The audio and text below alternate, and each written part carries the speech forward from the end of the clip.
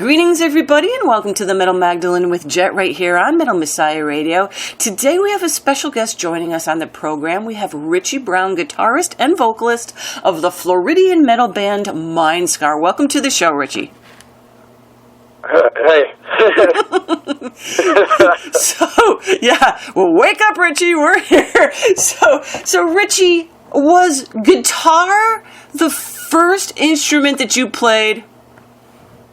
Yeah, I mean, ever since I was really, really young, I always was listening to music. Luckily, my parents had a really good record collection and CD collection, so I was always listening to all of their music all the time and just, like, running around the house playing air guitar. And so eventually, when I was, like, 8, I got my hands on a real one. Do you remember what kind it was? Was it like a Sears and Roebuck or something? It was a gift. It was a Christmas present from my aunt. It was a Samick guitar, which I think is some of the cheapest guitars you can buy. But it definitely served its purpose, and I mean, definitely for the price and all, it was a great beginner's guitar for me. And now, did you take lessons after that? I mean, were you like really into it enough where your parents like were gonna pop for lessons for you too? No, I never took lessons. There was a couple people, but I was never really interested in lessons. So I was always kind of like the person that had to figure things out for myself. Mm-hmm. So, yeah, I mean, I had a couple tab books, and I think even some of those tabs are incorrect, but mostly you learn by ear. Mm-hmm. And now, prior to Mindscar, were you in other bands? No, actually, Mindscar is the first band that I ever started, but it was kind of like, there was a 10-year period, or maybe longer than that the band was inactive. Mm-hmm. So I don't feel like we've been around as long as we have because, you know, a decade of inactivity definitely, you know, we weren't moving forward at all in that time period, but since 2013, we've been active again, but it was also the first band I ever started when I was like 11 or 12 in 1998. So then tell us a little bit about the beginnings of the band then, Richie. Why you wanted to start this band and who was in it at the time? So in the beginning, it was really me and Mike Radford that started the band. I'd seen him play. We were the same age, but he played with his older brother and his friends at a talent show. I can't even remember the song that they played, but I just remember thinking that he was a great drummer, and I wanted to play in a band with him. And for the talent show, I did just this like 10-minute long guitar solo. So afterwards, they asked me to join their band, and then me and Mike just started jamming whenever we would get together, and we definitely wanted to do something different than what everybody else wanted to, so the two of us just kind of started the band. And whenever the band resurrected, it was me and him that resurrected it together, so it was still kind of like true to the beginnings with the newer stuff. But yeah, it was mainly me and Mike. We met at a talent show, and then, you know, we started playing on high school loading docks. I think that was one of our first shows. So, Richie, how old would you say you were when you guys first started Mindscar the first time around? 11, maybe 12. There's videos of us playing where the guitar looks like it's too big for me. So yeah, I've been doing it for a long time, but I wish that we didn't have that 10-year break, the 10-year gap in the progress of the band, but well, you were now that it's back, I feel like myself again. Well, when you resurrected the band, you guys were adults now, and you know, a little more responsibility, a little more, you know, focus on what's going on. So, you know, going back to when you first started the band, what was the metal scene like in Florida at the time when you were like 11 or 12 when you started? Honestly, it was really strong. I mean, it's really strong now, and it was just a different place back then. I guess the main difference is the way that like online has affected the internet has affected things, because back in the day there were some thriving like shops, like CD shops. Like there's a place called DIY Records that was a record store in the front and they had shows in the back. And I just remember like that place and another place called Wax Tree I would go to a lot, and there would be like metal sections where you could actually like listen to the CDs and check stuff out. And I don't know, I felt like the only way to actually get good music was to kind of take a chance and buy these CDs. There's a couple places like you would like order stuff from, but you couldn't. It was not as much bootlegging of music. Like now everyone's just like on Spotify or iTunes. I'm kind of still stuck in the past. I really like having a physical copy of the album and the artwork and the whole. It's a whole package to me. It's not just some files on a computer. So I think that's the main change, because before you would walk into those shops and like there'd be free like demos and stuff, and people were a lot more proactive with giving out physical materials for their music. So I mean, as far as the scene, I feel like it's always been really good. And what were like some of the bands that were playing around, like that you wanted to go see? Like, oh, these guys are playing, we got to go see them at that age. Well, I remember one of the first metal shows I ever went to. My mom took me and Mike Radford, our original drummer, and a couple of our friends, and we were in middle school.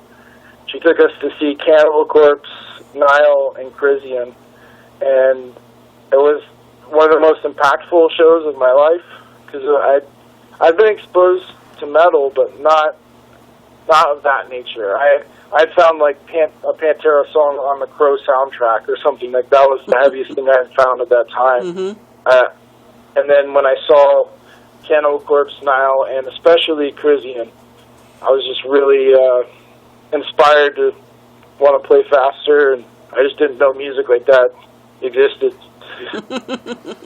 And now look at you guys. So Richie, after you guys, you started the band, like you said, you disbanded for like almost 10 years. So when you came back as the newly resurrected Mindscar, what was the first show that you guys played out upon your return?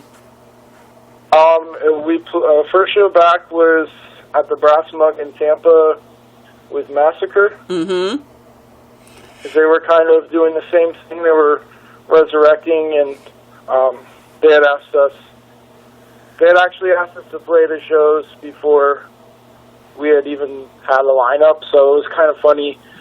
At the time, Mike was living in Pittsburgh and I was living in Orlando, so we didn't have this idea of playing live yet until the Massacre guys hit us up. So I was like, oh man, this seems like a really good opportunity. I really want to play a show. It's been way too long. And so I asked my favorite local guitarist and bassist at the time. Luckily, both of them said yes. And the first time we all actually played together was on stage at that show. So somebody videotaped the entire show and put it online. And it's so embarrassing. I don't know, after taking that much time off, the first show back, it was like, oh, I feel awkward on stage, what do I do? Whereas, like, now it's, I don't know, I feel like I kind of, like, reclaimed my spot, and I've been spending so much time on stage, it's not like that anymore. I mean, honestly, our set is really pre-planned out and everything now, where then I was just, like, I had no idea what to say in between songs. You could tell I was nervous. I didn't really. There was vocal things I was trying that I should have done pre-production and worked out beforehand. And I don't know. It wasn't the greatest, but it was really a great feeling to finally be on stage again. And then since then, you've had you've released 2 albums. Now your last one, you released the beginning of last year, I think. What's Beyond the Light, correct? Yes, it actually came out towards the end of last year. Oh, okay. Okay, so what can you tell us about that album, both from a lyrical standpoint and a musical one, Richie? Well, from both, it was kind of one of those things where I without pressure from a label, I kind of set deadlines on myself. Like this is when the next album has to be released, so this is when we'll go in the studio. I kind of I was really motivated from some of my friends into thinking that amateurs sit around and wait for inspiration and professionals just kind of move forward and stuff. So what really spawned all that music and within a really short period of time is because we made the drummer change. We switched from Mike Radford to Robbie Young, and that was Mike. Mike being a founding member of the band, that was actually his choice for a lifestyle change because he had already done a handful of tours with us and decided on a lifestyle change. And he also chose Robbie to replace him, and luckily Robbie joined the band. So whenever Robbie first joined Mindscar, me and him just couldn't stop writing new riffs. It was just the creative energy in the room was just always on, turned all the way up. So every time we would hang out, we would just be churning out new material. And Mindscar had already written an album that we were going to record as the second album, and we threw all of that away. And within a few months, we had a whole brand new album that was more. You could hear Robbie's influence on the music because he's a very dynamic drummer. He does a lot more variations in his playing. It's not just blast beats and double bass. There's all sorts of different kinds of blast beats, and there's gravity blasts and just a lot more rhythmic variations. So writing with Robbie was really fun, and I think that's really what's Beyond the Light. When I listen to it, it reminds me of the new era of Mindscar because Karen too, our bassist, he really has stepped up to the plate a lot. So it's just more of a group effort than any of our previous releases, and you can definitely tell when you listen to the album in comparison to the other ones that there's just more going on with the bass and the drums. It's not just, it's just very much more dynamic. And as far as lyrics go, I'm always kind of kept an open doors of what can go. So there's a couple songs that were inspired directly from movies. One of them is called Headless.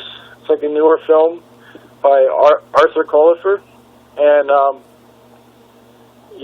the film is just absolutely insane.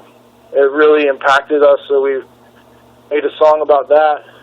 And then he was also working on a second film called I Am the Bad Man with the guy who made Found. And so we wrote a song based off of these two movies. And then, some of them are very personal, like What's Beyond the Light is definitely the title track, the most personal one. But there's never really been, to me, every song is completely different lyrically. So I almost have to break everyone down. But yeah, I never put a limit on the vocals as far as the creativity goes. I feel a lot of bands all have kind of this similar thing in metal where it's big words that are hard to read, and it's talking about death, which I do talk about death a lot, but not in the same, not trying to sound evil or morbid. I'm just more so I really like Dissection's lyrics. They're a lot more poetic and less just trying to sound grim for the sake of being, tough or something. I don't know. It's very artistic and creative. So that's what I like to do lyrically, rather than have like a strong message about something. I don't know. and also too, we did have a guest appearance from my childhood friend Augustus Invictus, and it was like at a time when we recorded the record, he was running for Senate, and he contributed a speech, and that's very, I don't know, I felt like it was very appropriate given our current political climate. Mm-hmm. A lot of people have like very mixed and very strong feelings, and a lot of people are divided because of what's going on. And I just thought that it was really appropriate time to kind of be like, fuck this, or I'm allowed to say whatever I want, right? Am I not supposed to say that? No, that's fine. This Okay. is no, if you can say whatever the heck you want. No. So, Richie, tell us about the interesting way that you approached the cover art of this album. Come on, Richie. Sorry. So we can say whatever we want. All right. No, I started making blood art for fun a while back, and then I discovered that there's like some well-known artists that do it and stuff. Mm-hmm. That's like kind of a thing now, but making art's been something I've been doing my whole life, and so with that, I had an idea that was inspired. Like, I even have a little like rough sketch I did in the studio, and I was like inspired by some William Blake paintings, and I was like, oh, it would be great to do this in my blood, and it's just kind of like this, vortex of bodies that are all reaching up for this source of light. And then I just thought it would be really meaningful and like sentimental if I put my semen on where the light source is and like dripping down. So I wish I had a better story to tell about how I applied the semen to the painting, but the truth is I was listening to Slayer, South of Heaven, watching porn, and I can't remember what I jerked off onto, but I used like a toothpick to kind of like spread it around on the painting. Like, I didn't actually like unload onto the painting itself, but I just like... You like put it on your little palette there, your little artist palette? Yeah, I think I had like a piece of cardboard or something I was using as like a little palette for my jizz. Well, it's pretty unique to say the least, Richie. I don't think there's anybody else that's done that yet for album art. Yeah, I wasn't like trying to do it to be shocking or anything. I just really thought it would be like sentimental that way. Kind of like looking at the image, it kind of holds its meaning. So. Well, there's a lot of personal. I mean, literally, your whole body is into that painting, in your soul. So it's very interesting, Richie. Okay, so Richie, earlier this year, switching gears a little bit now that we got all of that. Earlier this year, on the 70,000 Tons of Metal cruise, when Travis of Cattle Decapitation couldn't make the gig, you were one of the people who stepped in to help out, right? So what did you do with them? Well, I didn't realize what was going on. I was talking to my friend Josh, who's a guitarist, and like he told me right before their first set what happened, how Travis didn't make it, and then they played a few songs where there was a few guest vocalists, and then it was just kind of like, does anyone know the lyrics to this song? Come up on stage, for a few songs. So afterwards, all the bands have 2 sets on the cruise. I told them I would commit to doing one song, just because I know, like, I mean, obviously, you could tell, I think fans could tell when people are not singing all the words. I think, so, although it's death metal, people still pay attention to that. Mm-hmm. So they asked me to do a few songs, but I agreed to do just one, just because I don't want to butcher it, and it's definitely, Travis is an amazing vocalist. I don't think anyone could fill his shoes. He's got a one-of-a-kind voice. So I did my best for one song, and it was a really, really fun experience, and I'm glad I could help the guys out like that. And it was really cool actually seeing a whole bunch of a bunch of people from Riley from Allegiant did a really, really good job, and so did David Davison from Revocation. So it was really cool to see everyone kind of like come together and still make sure that Cattle Decapitation had a success. Yeah, that was kind of cool too. Now, also tell us about your current work that you've been doing with a Natter Sadek. Well, I've been working with him for like a year or two now, and as far as just like doing live gigs and touring. But we started, we've been recording for some new releases. Mm-hmm. Releases plural. I don't know if it's going to be like one giant release or a few different ones, but it's some really exciting, how would you call it, technical death metal with some black metal and some amazing musicians involved. I'll be going down to Derek Roddy's place to record at his studio this week, over the next couple of days with some guitar, doing rhythms for some of the new stuff, and all I can say is I'm really excited. It sounds really cool, and a lot of really, really amazing people have been working on it, from Glenn Benton and Derek Roddy, and just a whole bunch of names. I don't know if I'm supposed to say whose names I can and can't say, because I know there's like announcements or whatever, but yeah, working with Natter is so much fun, because I really enjoy the material. So it's everything that we've done together has been a good time and good music. And we're looking forward to that too, because yes, I mean, he's made public announcements already of Glenn Benton working with him, and Derek Roddy and Jim Roth. So we know that all of those guys and you have been working. So we're very, very excited for that too, for the final releases. But I know it's been taking so long because there's other stuff that's been going on in between, and then everybody has to get together, and then you're taking off on a tour pretty soon. So Richie, tell us about this huge tour you got coming up.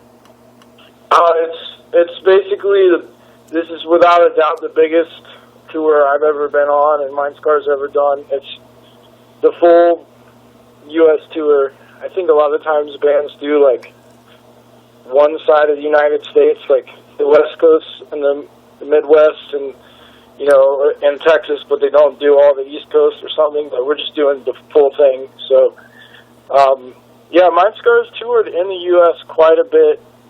Our first tour was in 2013 with Vader and Vital Remains, and after getting that first taste of tour, we've been independently booking our own and doing them at least once a year, except for last year. We took time off to work on the record. But after doing it ourselves for so long now, we've been able to make it a possibility for us to do it and survive and not go out and lose our ass on the road financially, and like a lot of bands do. So I'm really excited about this tour coming up. I'm glad that we've been able to build up to this point to where we're able to go out for 5 weeks at a time. Mm-hmm. But yeah, I'm also really excited to play in some new cities like Seattle, Denver, Portland. There's like a handful of new cities we've never played before, and then a lot of places that we're really familiar with. So, and now this can't wait to go back to Brooklyn. Oh, in Brooklyn. Now this tour wraps up in Puerto Rico. No, that's actually a one-off show that we're doing later in June. Ah, okay. Because it looked like it kind of just reading through the thing. So when does this tour actually wrap up then? The last show is May 7th, and that's going to be our only hometown show of the year. Wow. In Orlando.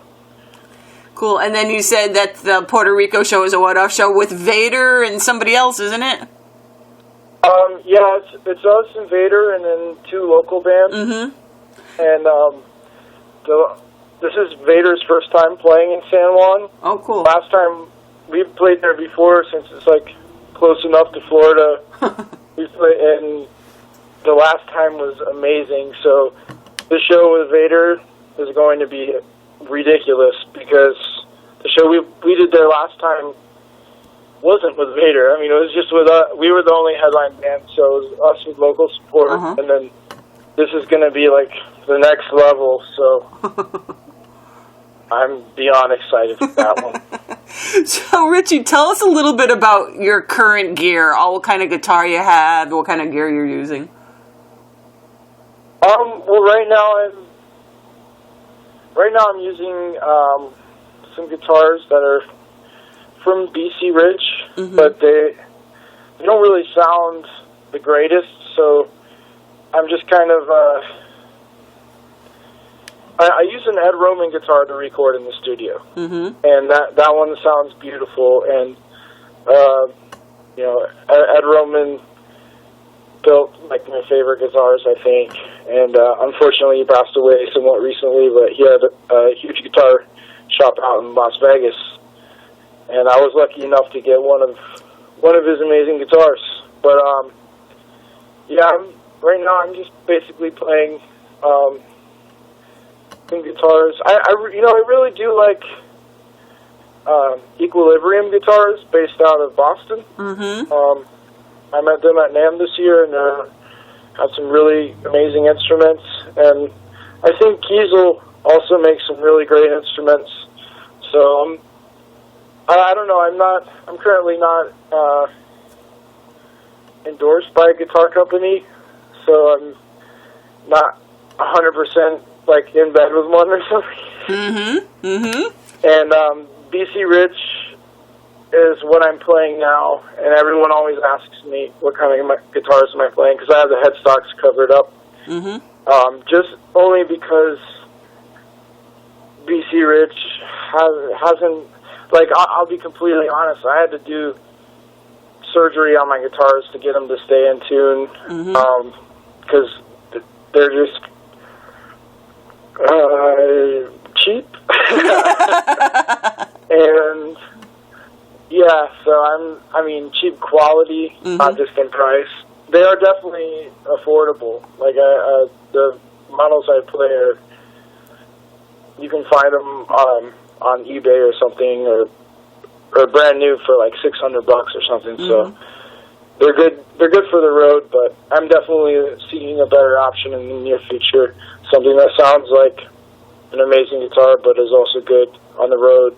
And I actually think Kiesel's making those right now. I think out of all the new guitar companies, they're up and definitely have some of the best quality products, best quality instruments at prices that aren't crazy. They're like really affordable compared to most of the custom shops where you get, you know, really nice instruments. So you're open to endorsements and looking around still then? Yeah, definitely. And, all right, so Richie, now I know it's been, you know, not too long since your last release, but do you still like constantly keep writing music? Yeah, I mean, every day and all my downtime. Definitely whenever I'm not on tour, I'm working a lot, so that way I can be on tour as much as possible. And whenever, you know, yeah, I feel like whenever you have to work for your time to be with your instrument, it's almost like you can't help from not. Like, I hear about people getting writer's block and losing inspiration and stuff like that, but whenever I get a chance to play guitar, it's just like, it's just like, you know, finally. So it sounds like you're going to be pretty busy this year, at least up through June, between Natter and touring. And Richie, I just want to thank you for taking the time to tell us about Mindscar. And people can go check the band out on their official website, nice and easy to remember, www.mindscar.com, as well as on Facebook. And Richie, all the best to you and the band out there, and thank you for taking the time to do this with us here today. Oh, thank you for having me.